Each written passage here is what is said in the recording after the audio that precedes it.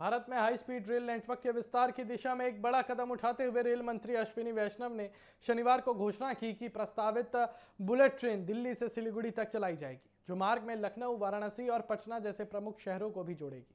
उन्होंने कहा कि इस परियोजना का उद्देश्य देश में तेज, सुरक्षित और आधुनिक रेल कनेक्टिविटी को मजबूत करना है।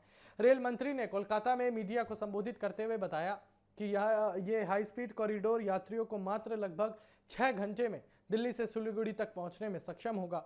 उन्होंने इसे देश के परिवहन ढांचे में ऐतिहासिक बदलाव की दिशा में एक महत्वपूर्ण कदम बताया। बैठक के दौरान पश्चिम बंगाल के लिए कई नई रेल परियोजनाओं की भी घोषणा की गई।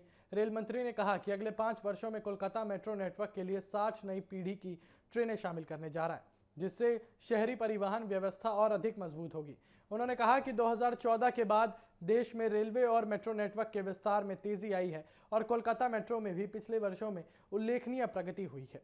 मंत्री ने कहा कि सरकार का लक्ष्य आधुनिक तकनीक के माध्यम से रेलवे सेवाओं को आधुनिक, सुविधाजनक और कुशल बनाना है।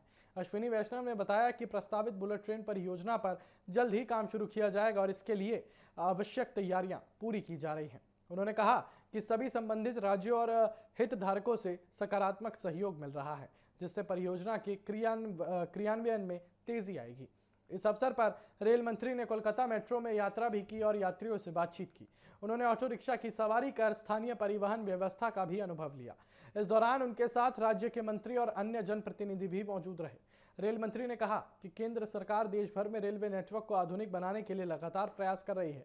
उन्होंने ये भी संकेत दिया कि भविष्य में और भी हाई स्पीड रेल कॉरिडोर विकसित किए जाएंगे, जिससे प्रमुख शहरों के बीच यात्रा समय से भारी कमी आएगी।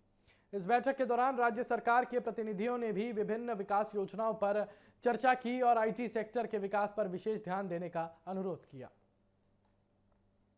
60 नए जनरेशन की trains, 60 new generation trains we are planning in coming 4 to 5 years. These trains will be inducted and Kolkata Metro will get a totally new generation of trains. As the work gets completed on Chandigarh area, other sections, lot of improvements will happen in the mobility in Kolkata. Kolkata शहर के अंदर mobility को improve करने के लिए बहुत सारे प्रयास किए हैं। जैसा चिंगरीघाटा और बाकी सब जगह जैसे जैसे प्रोजेक्ट्स आगे बढ़ते जाएंगे, कोलकाता शहर के अंदर मोबिलिटी बहुत बढ़ेगी।